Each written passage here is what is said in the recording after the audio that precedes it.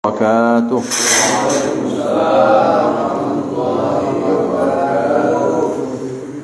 الحمد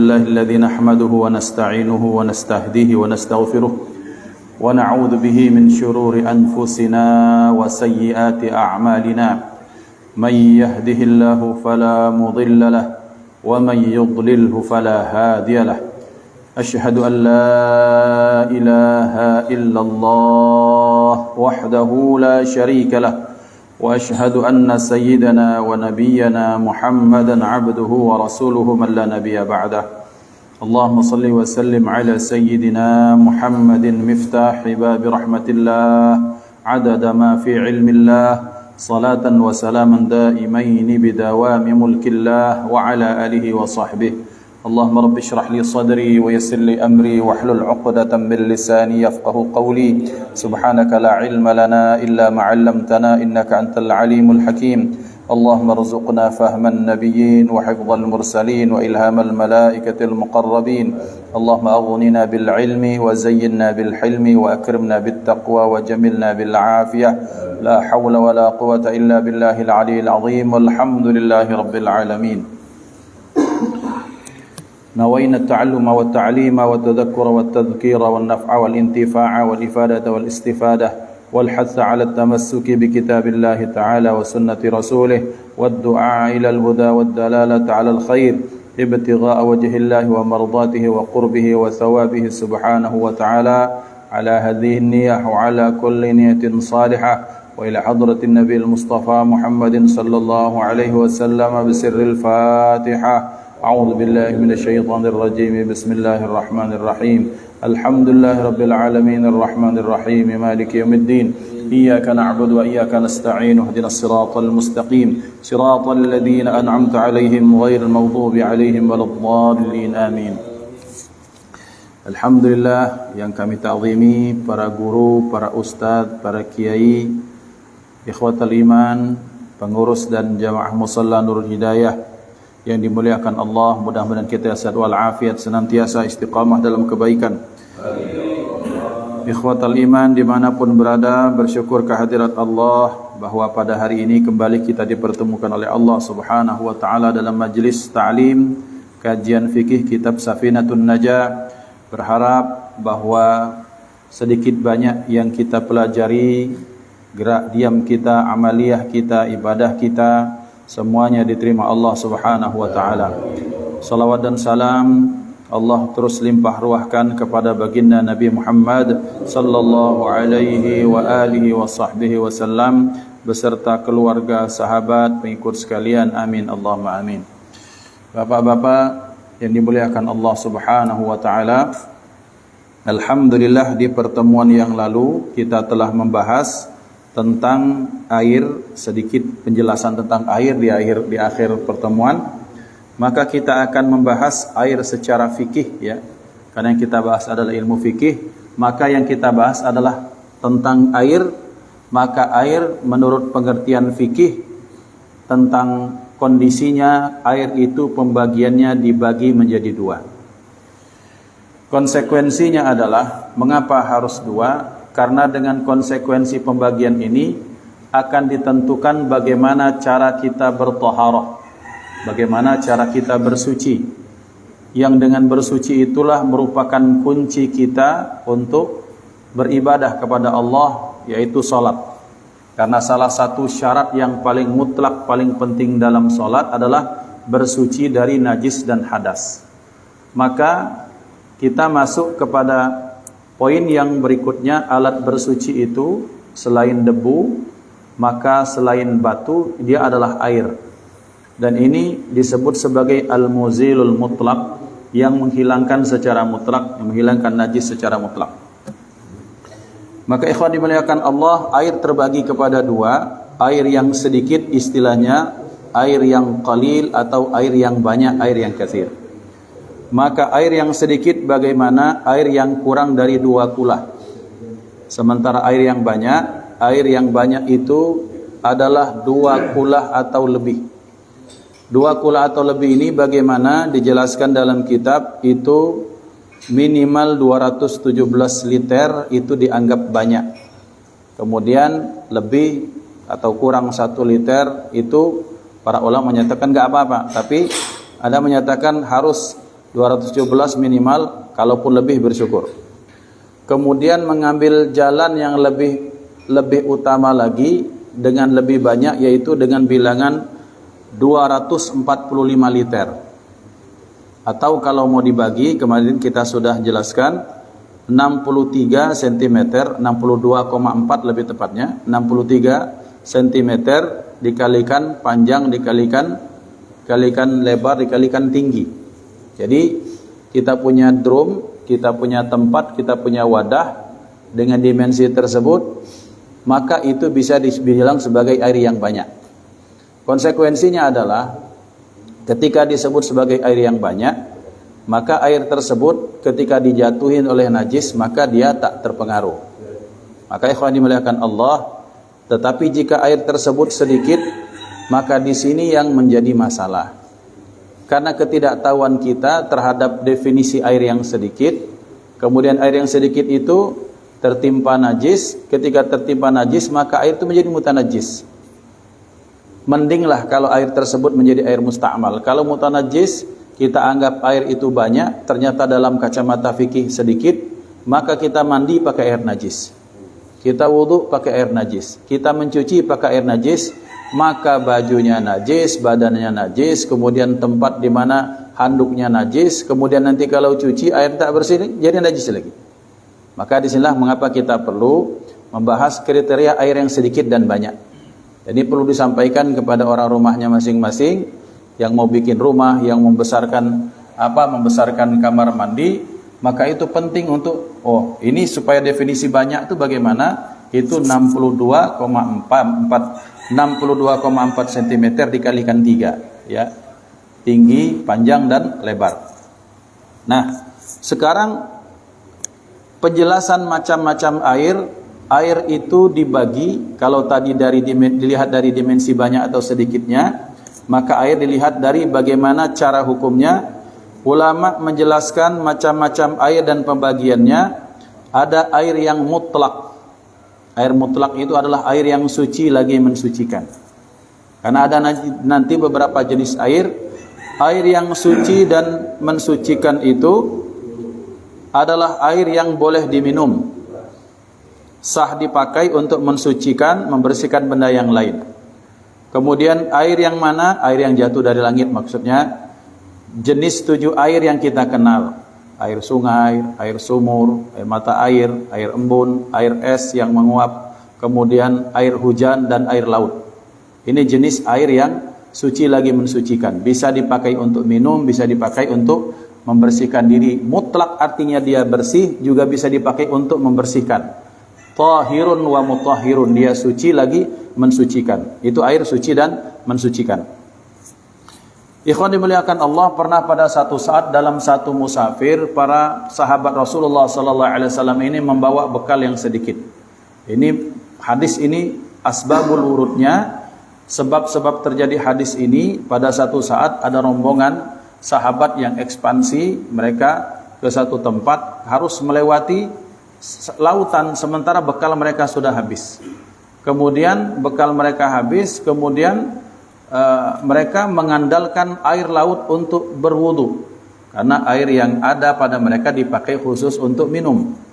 Maka ketika pulang, akhirnya mereka berselisih pendapat. Ini menyatakan nggak boleh, ini menyatakan boleh. Akhirnya ketika pulang sampai ditanyakan kepada Rasulullah tentang laut, beliau menyatakan huwa tahuru ma'uhu wal hillu maitatuhu, bahwa air laut itu tahuru ma'uhu, airnya suci lagi mensucikan, wal hillu maitatuhu, sementara bangkainya itu menjadi suci. Maksudnya bagaimana? Maksudnya binatang yang hidup bergantung dengan air, maka matinya pun tetap bisa dimakan, halal.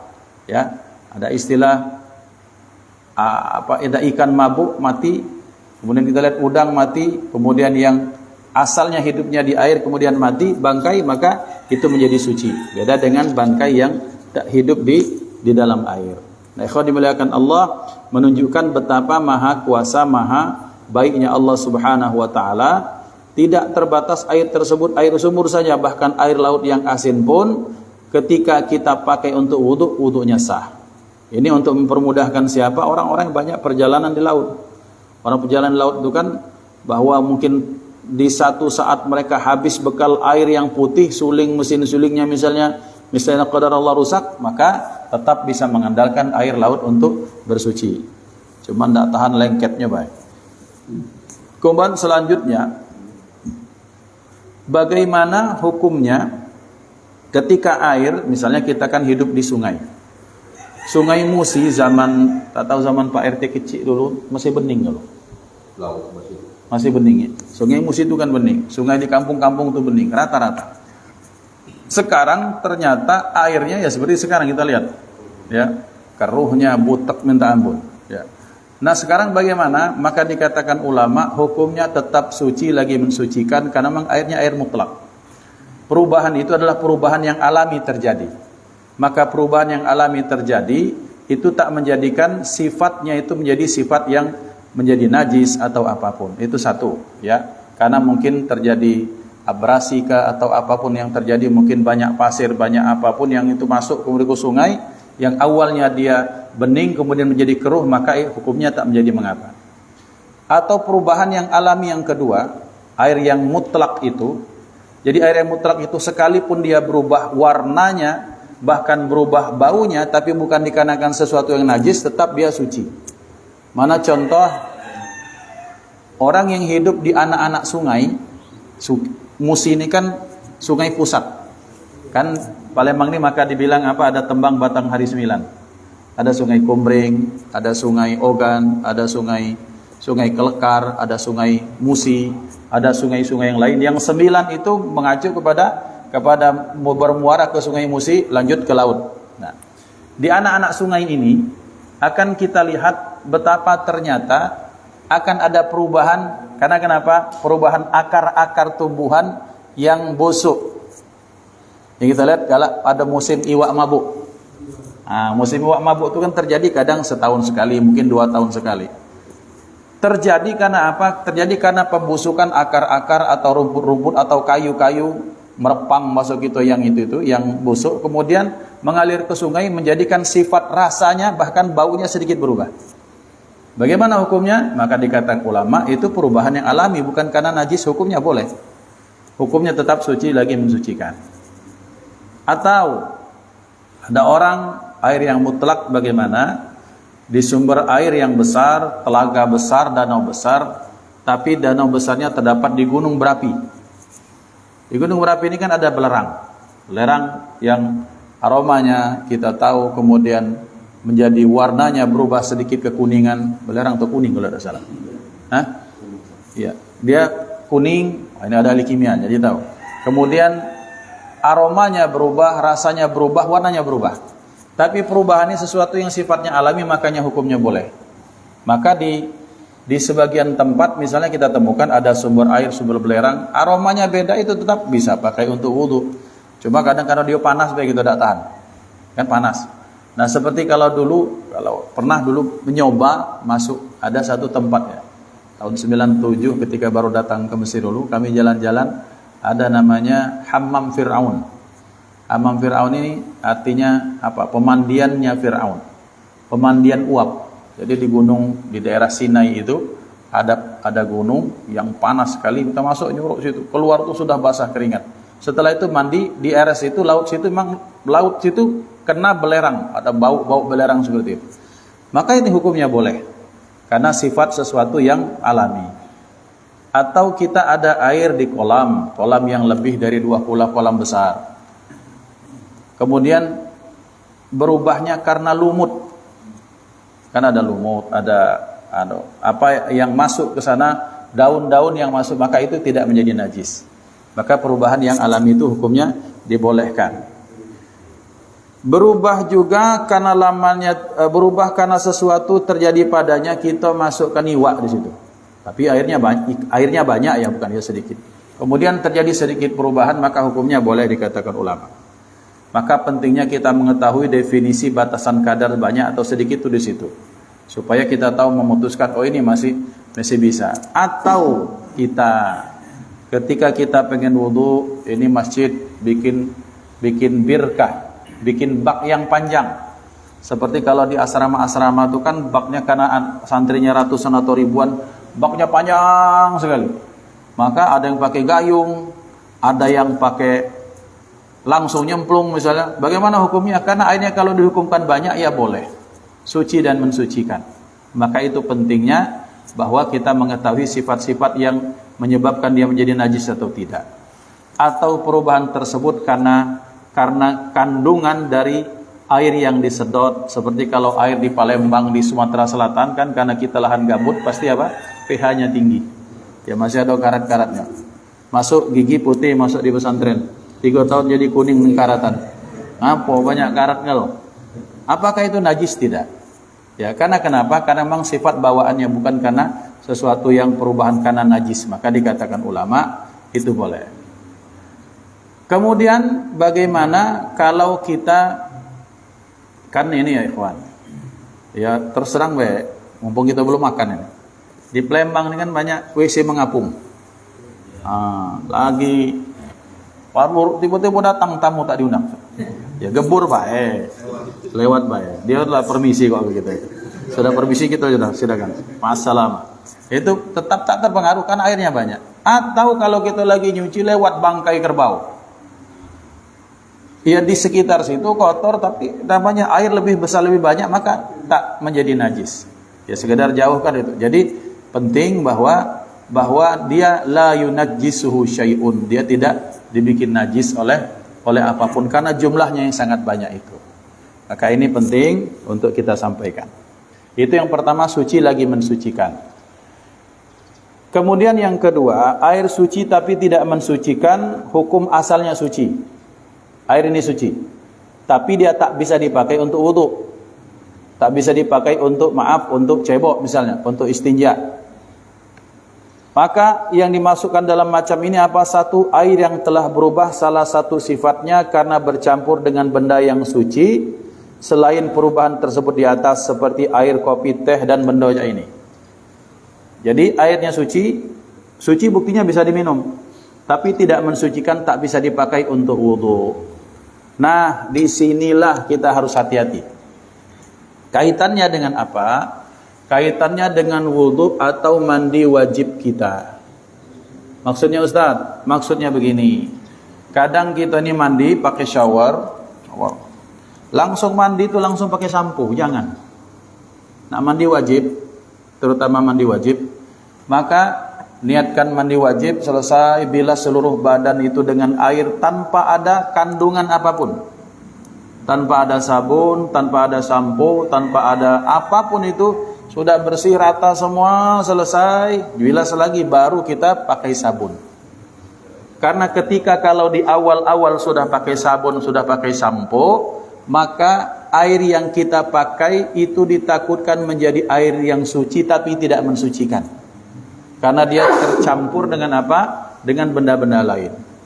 Kalau kopi jelas mana ada galak yang ngopi pakai, yang wuduk pakai kopi kan. Tapi kalau mandi wajib, kadang tolong perhatikan, sampaikan di ruang rumah masing-masing.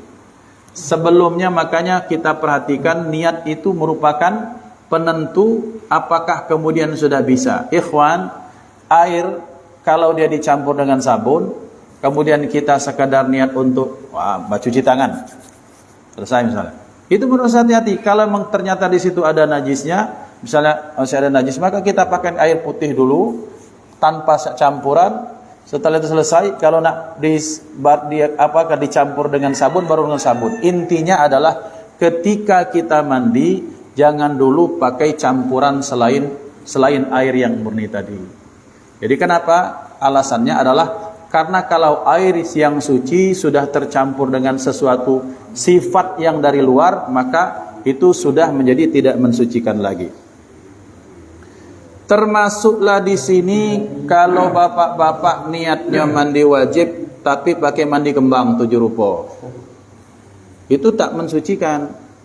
Karena kenapa? Karena dia sudah bercampur dengan benda-benda yang di luar bukan dari sifatnya.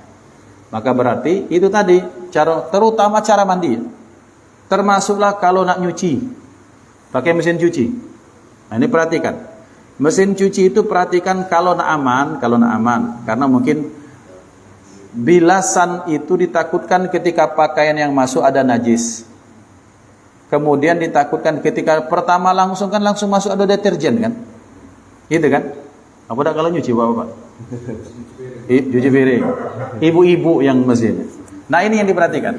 Bahwa ketika baju kita kena najis, kita langsung blok masukkan. Oh, ditakutkan dia bercampur najis itu di situ, Pak. Maka amannya satu, kalau nak payah tapi nak aman, diguyurkan air situ kan. Atau kemudian misalnya ada jenis setelan mesin cuci itu yang kita bisa kasih air dulu, kemudian dia keringkan, dibilas, habis itu baru masukkan lalu baru cuci. Ini penting karena kaitan akan menyebar itu air kepada seluruh itu, dan satu takutnya karena memang dia air yang bercampur dengan bahan datangan dianggap dia air tersebut suci tapi tidak mensucikan.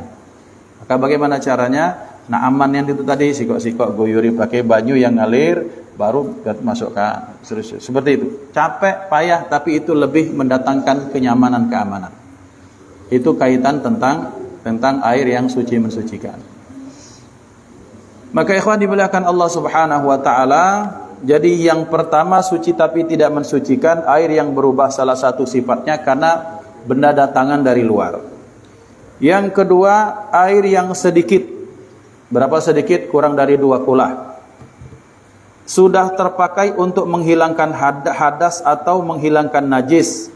Sementara air tersebut tidak berubah sifatnya, tidak pula bertambah timbangannya. Air sedikit kurang dari 2 kula. Tapi ternyata ini hati-hati ya di WC atau di kamar mandi. Kita punya drum besar, bak besar. Kita kadang ada antisipasi, kita jago-jago, kadang ada banyu untuk wudu. In case kalau kita kurang air, kadang tapi itu terbuka. Kita mandi wajib, kemudian guyurannya kena kepada air yang di ember yang kita awalnya biasanya ditutup, terbuka karena percikan-percikan itu takut jadi musta'mal. Maka amannya bagaimana? Air tersebut ditinggikan di tempat yang tinggi, betul-betul ditutup, baru caranya disiapkan keran sehingga kita bisa aman dalam berwudu misalnya. Jadi air yang sedikit itu air yang sedikit yang kena air bekas mensucikan sesuatu atau bekas menghilangkan hadas seperti wudu dan mandi. Termasuklah kalau di rumah kita ada WC, kadang kita ini tidak pakai shower, nak pakai tembok nih. Nah, ini drum besar, ini ember agak lebih kecil di samping WC, karena itu yang biasa kita pakai gayung untuk maaf kita cebok. Maka ditakutkan, hati-hati, itu betul-betul ditutup, diamankan, karena ketika kita membersihkan najis, ketika dia sifatnya berubah dari suci mensucikan menjadi suci tapi tidak bisa mensucikan, berarti najis kita dianggap tak hilang oleh Allah. Maka ini betul-betul dikira hujan. Iya, amin. Mudah-mudahan hujan, bukan sekedar anginnya, Ben. Jadi seperti itu ya ikhwan, air yang sedikit karena kena datangan air yang musta'mal. Yang berikutnya perhatikan yang tak kalah penting, air yang berasal dari pohon-pohonan. Maka airnya suci tapi tidak mensucikan. Air pohon-pohonan atau air buah-buahan seperti air nira. Nira itu apa? Dari belulu dari kolang kaling. Atau air kelapa. Atau jenis buah-buahan misalnya, kita ini pengen wudu, pakai apa? Pakai jus semangka. Lah kan air dari buah itu. Air juga kan ada kandungan. Kadang manusia ini kan galaknya melo, ada nak nyoba-nyoba dak baca. Ya. Nak galak tampil weda itu kan. Aku dak galak dari banyu. Kami ini wong Bugis. Kami ini toke kelapo. Ini ada bos kelapo. Bos kelapo itu. Ya. Itu datang sekontainer bosan Ustaz berwuduk pakai air biasa, apalagi air sungai Musi dak level ngapa? Ayo, dogan. Tidak baca karena bukan itunya. Jadi airnya suci tapi tak mensucikan. Jadi tetap air mutlak yang kita sebutkan tadi, air sungai, air sumur, air laut, air embun, air es, air mata air apapun yang itu boleh. Tapi air dari buah-buahan itu hukumnya itu hanya bisa dikonsumsi, tidak bisa dipakai untuk bersuci. Yang ketiga, jenisnya setelah air suci mensucikan, air suci tapi tak mensucikan. Yang ketiga, air ma'un mutanajjis, air yang kena najis. Air yang kena najis itu karena dia sedikit. Kalau air yang banyak itu tak bisa kena najis. Hukum aslinya suci tetapi kemudian menjadi najis. Ada air 1 drum tapi kurang dari 2 kula ditimpa oleh bangkai cicak. Bangkai tikus, bukan tikus hidup, bukan cicak hidup. Kalau hukumnya masih hidup, dia nyemplung keluar lagi tidak masalah. Tapi kalau dia sudah jadi bangkai, termasuk di situ, bagaimana hukumnya? Maka air yang sudah berubah salah satu sifatnya ini oleh najis, maka air itu tidak boleh dipakai lagi. Sudah jelas. Latigo hari berbau kan gara-gara bangkai, ya sudah jelas. Yang berikutnya, air yang terkena najis tetapi tak berubah salah satu sifatnya. Kalau air ini sedikit, kurang dari 2 kula, maka tak boleh dipakai lagi. Penting. Kalau di bak lebih dari 2 kula, ada bangkai cicak, ya keluar ke masih pacak. Tapi kalau sedikit masuk, sudah buang. Mulai banyak sedikit juga ya. Karena itu penting ya ikhwan dimulakan Allah. Maka Rasulullah menyatakan al-ma'u la yunajjisuhu syai'un illa idza taghayyara ta'muhu aw launuhu aw rihuhu. Bahwa air itu tak bisa dinajisi, tapi kecuali kalau dia sudah berubah 3 hal itu, apakah atau salah satu dari 3 hal tersebut, warnanya, aromanya serta rasanya, maka itu sudah menjadi najis untuk air yang sedikit. Yang keempat, air yang makruh. Bagaimana air yang makruh? Airnya sah dan boleh untuk bersuci, akan tetapi hukumnya makruh. Air tersebut ialah air yang terjemur oleh matahari dalam bejana selain emas dan perak. Kita punya bejana, punya wadah dari seng, kemudian dari kaleng cat itu kan, terjemur, misalnya dari pagi ke petang. Musim panas cak sekarang ini dipakai, maka hukumnya boleh tapi makruh. Ya.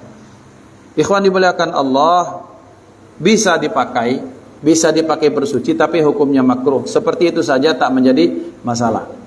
Kalau syukur-syukur kalau dia didinginkan, maka itu menjadi lebih hilang kemakruhannya. Karena musyammas namanya, sebutkan air yang terjemur gara-gara matahari, sebagian ulama menyatakan ini air yang makruh. Apa dampaknya? Sabda Rasulullah, ditakutkan kena penyakit sopak. Sopak itu apa? Yang putih-putih itu, bukan? Penyakit putih itu takut merubah pigmen kulit. Takutnya seperti itu. Dalam salah satu hadisnya katakan. Iya, yang seperti itu. Walaupun penyakit ini penyakit apa? Penyakit faktor genetik, tapi ada juga karena faktor kimia. Itu karena apa? Ketika selain bejana emas dan perak, ketika dia memuai, ketika dia terjemur, kan ada zat-zat kimia yang kena ke tubuh kita. Lihat Islam mengaturnya sampai sebegitu. Baik, sampai di sini kita lanjut ke bab mandi wajib. Bab ini bab mandi wajib. Faslun mujibatul ghusli sittatun. Bermula ini satu fasal yang mewajibkan mandi itu, perkara yang mewajibkan mandi itu sittatun, ada 6. Pertama, ilajul hasyafati, yang pertama menemukan atau memasukkan hasyafah ke dalam faraj. Yang kedua, wa khurujul maniyyi, yang kedua keluarnya mani. Yang ketiga, wal haidu, yang ketiga haid. Wan nifasu, yang keempat nifas. Wal wiladatu, yang kelima wiladah. Wal mautu, yang keenam mati. Tentang mandi. Bagaimana hukumnya? Apa arti mandi? Mandi itu artinya sailanul ma'i. Mandi itu artinya mengalirkan air. Jadi ketika air dialirkan ke sekujur tubuh, itu namanya mandi. Tetapi apa yang disebut sebagai mandi wajib? Mandi wajib adalah mandi mengalirkan air ke seluruh tubuh dengan niat yang secara khusus. Jadi ikhwan dimuliakan Allah Subhanahu wa taala, kita ketika membahas tentang mandi bukan sekedar mandi biasa, tapi mandi yang memang penyebabnya 6 perkara ini. Ya. 6 perkara ini apa? 6 perkara ini itu tadi sudah disebutkan. Kemudian mandinya dengan kaifiyah dan diawali dengan niat. Mandi yang tak diawali dengan niat tak dianggap sebagai mandi wajib. Mandi yang diawali dengan niat, kemudian niatnya tertentu, itu disebut sebagai mandi wajib. Jadi sailanul ma artinya kita mengguyurkan, mengucurkan, meratakan air sekujur tubuh dengan niat untuk menghilangkan najis, juga dengan niat untuk mengangkat hadas besar. Maka itu disebut sebagai al-ghuslul wajib, yaitu mandi yang wajib. Yang pertama, apa penyebabnya? Ilajul hasyafati, memasukkan hasyafah. Hasyafah itu kepala kemaluan laki-laki. Lewat batas sunatannya, khitanannya, maka itu sudah wajib untuk mandi. Wa illam yunzil, sekalipun tak keluar. Ya. Jadi ketika semata-mata dia sudah masuk, kepala helmnya itu masuk, kemudian urung karena ada gawi yang lain misalnya, dah jadi semangat galau. Udah bangun ya.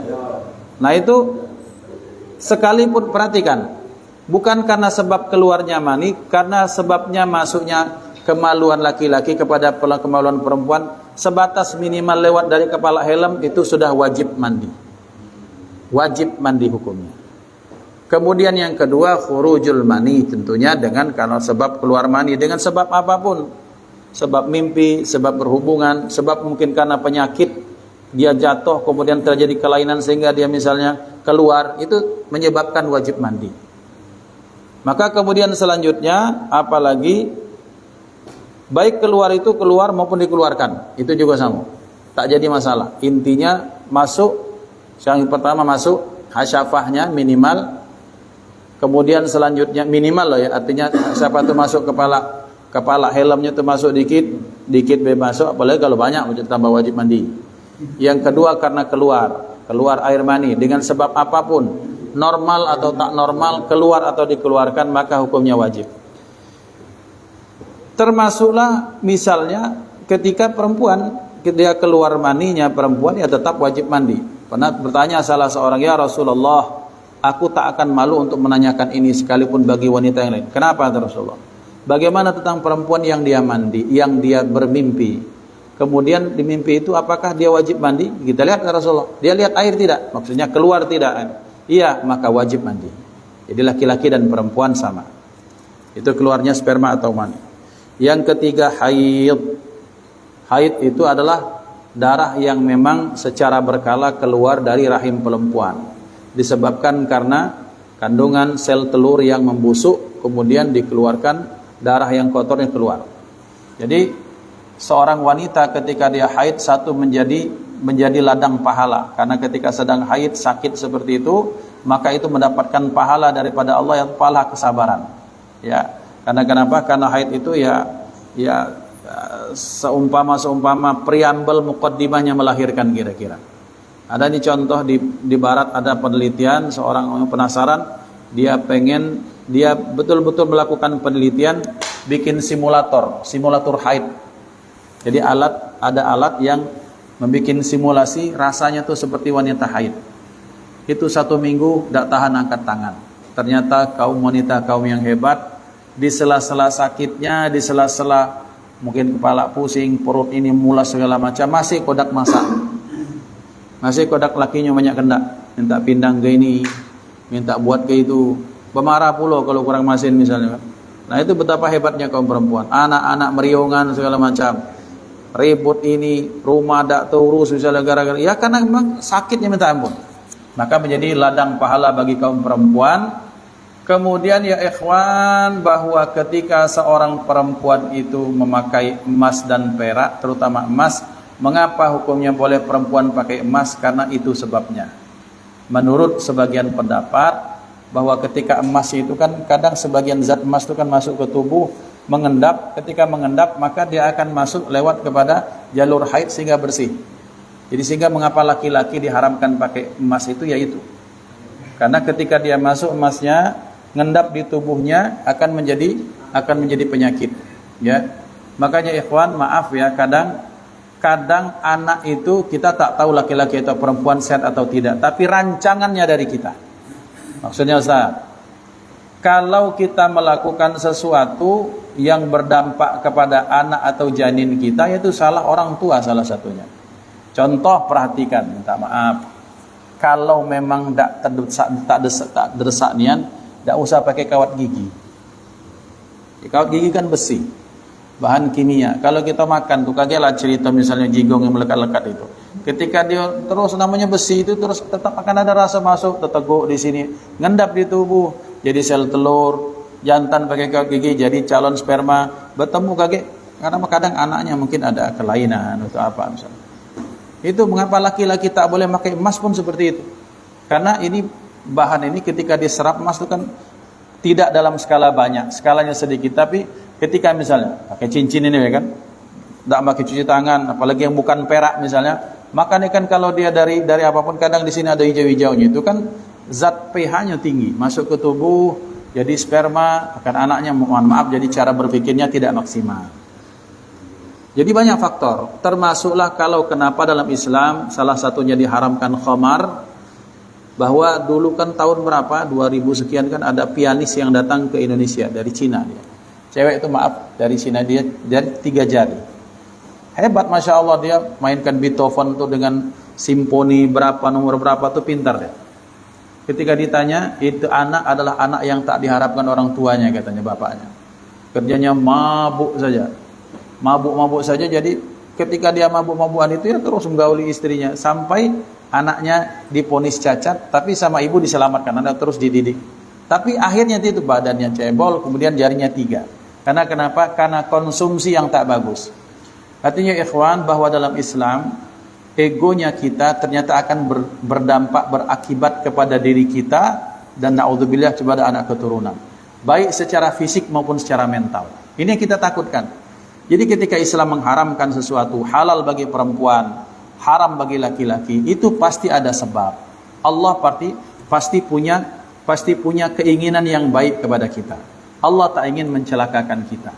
Maka ini bab-bab seperti ini penting. Jadi yang pakai kawat gigi atau gigi sopak emas, sopak platina, itu tidak apa-apa namanya itu. Tapi kalau ada yang itu tuh ya tolong dicabut, karena apalagi ketika mau meninggal kan tak boleh ada benda-benda luar. Artinya apa? Artinya ternyata haid pun ternyata membawa kesehatan.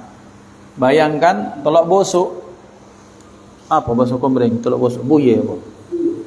Bosok ya, buye bahasa kami.